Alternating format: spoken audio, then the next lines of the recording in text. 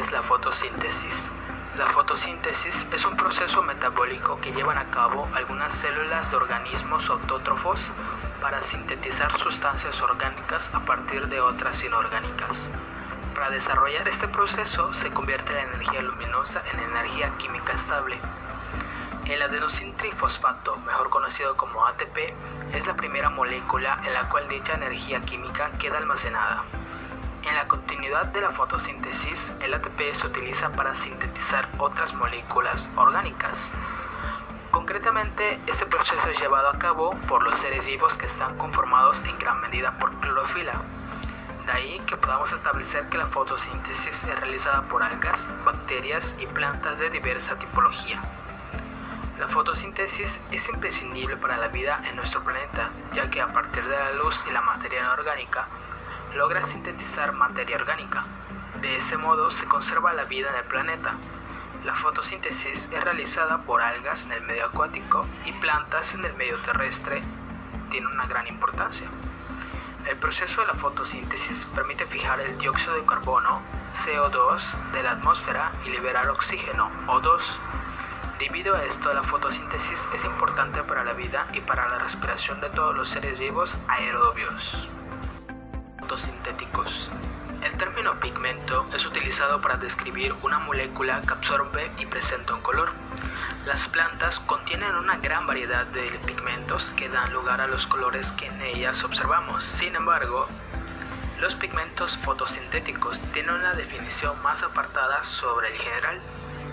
Los pigmentos fotosintéticos son los únicos que tienen la capacidad de absorber la energía de la luz solar y hacerla disponible para el aparato fotosintético. En plantas terrestres hay dos clases de pigmentos fotosintéticos, las clorofilas y los carotenoides. Estos pigmentos son necesarios para algunos organismos autótrofos, como las plantas, porque las ayudan a aprovechar un amplio rango de longitudes de onda para producir sus alimentos en la fotosíntesis. Como cada pigmento reacciona solo a algunas longitudes de onda, existen distintos pigmentos que permiten capturar una mayor cantidad de luz. La luz solar está compuesta por diversas longitudes de onda que poseen distintos colores y niveles de energía. No todas las longitudes de onda son usadas por igual en la fotosíntesis, razón por la cual hay distintos tipos de pigmentos fotosintéticos. Un pigmento absorbe ciertas longitudes de onda y las que no absorbe las refleja. El color es simplemente la luz reflejada por los pigmentos. Por ejemplo, las plantas parecen verdes porque contienen muchas moléculas de clorofila A y B, las cuales reflejan la luz verde. Descubierta en 1817 por los químicos franceses Pierre Pelletier y Joseph Caventou, las clorofilas son un grupo de pigmentos que se encuentran en aquellos organismos eucariontes que poseen cloroplastos, tales como plantas y algas, y en algunos procariotas. Compuesta de dos partes, un anillo de porfirina que contiene magnesio y cuya función es absorber la luz, y una cadena hidrófoba de fitol, cuya función es mantener la clorofila integrada en la membrana fotosintética.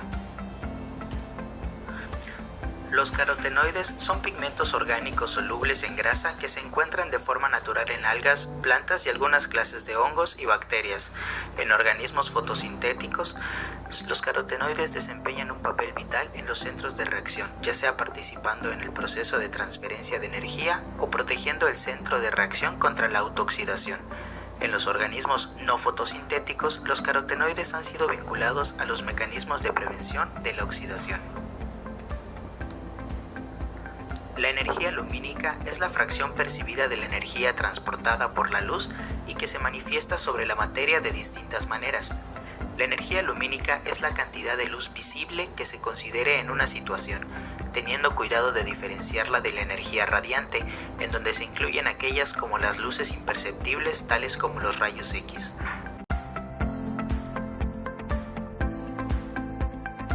Plasto. La energía luminosa es utilizada para la síntesis de NADPH. Esto es una consecuencia del transporte de electrones que tiene lugar en el que se acumulan los protones en el espacio intratilacoidal en el lumen debido a la rotura de las moléculas de agua. Esto provoca una gradiente de concentración de hidrógeno entre el lumen, que es más ácido, y el estroma, que dirige un flujo de hidrógeno a través de la membrana tilacoidal. Este flujo de hidrógeno libera energía que se utiliza en la síntesis de ATP ya en el estroma. A este proceso de síntesis de ATP dependiente de la luz se le denomina fotofosforilación y requiere y también está acoplado al flujo de electrones, al transporte o flujo no cíclico de electrones, y por este motivo también se le llama fotofosforilación no cíclica. Se dice esto porque no se pueden dar ciertas condiciones por las que el flujo de electrones y la síntesis de ATP son independientes. En estas condiciones se habla de un flujo de electrones desacoplado. La fotofosforilación funciona como un mecanismo quimiosmótico, ya que es el mismo proceso de la membrana en todas las formas de vida. El transporte de muchos iones y solutos a través de una membrana también está dirigido por el mecanismo quimiosmótico, igual que existe una estrecha relación entre las ATPasas de membrana, quimiosmosis y transporte de solutos a través de la membrana. La fase oscura de la fotosíntesis es un conjunto de reacciones independientes de la luz que pueden ocurrir tanto de día como de noche, que convierten el dióxido de carbono y otros compuestos en glucosa. Estas reacciones toman los productos de la fase luminosa, principalmente por ATP, que significa adenosín trifosfato y es un nucleótido fundamental en la obtención de energía celular, que está formado por una base nitrogenada unida al carbono 1 de un azúcar de tipo pentosa. Y así se realizan más procesos químicos sobre ellos. Las reacciones oscuras son dos: la fijación del carbono y el ciclo de Calvin. La fijación del carbono es el primer paso de las reacciones oscuras, en donde el carbono proveniente del CO2 es fijado dentro de un gran carbohidrato. 3 pueden ser los procesos que existen para este tipo de reacción. En el proceso C3, las plantas fijan directamente CO2 en el ciclo de Calvin sin que se produzcan fijaciones previas. La enzima rubisco cataliza la reacción entre ribosa 1,5 bisfosfato, que es una pentosa, con el CO2, para así crear una molécula de 6 carbonos que es inestable y se separa en 2 moléculas de fosfoliserato, cada una de las cuales tiene 3 átomos de carbono.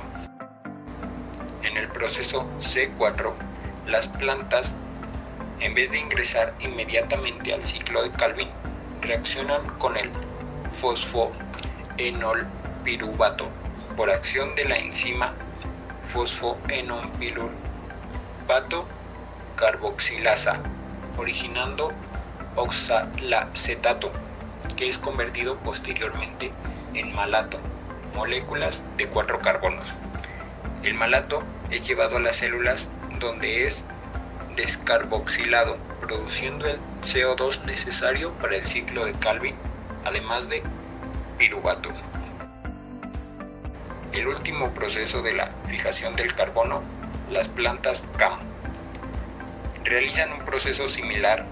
Se da en las crasuláceas que, como adaptación a ambientes desérticos, estas plantas cierran sus estomas de día y por tanto no podría captar CO2 para realizar la fotosíntesis.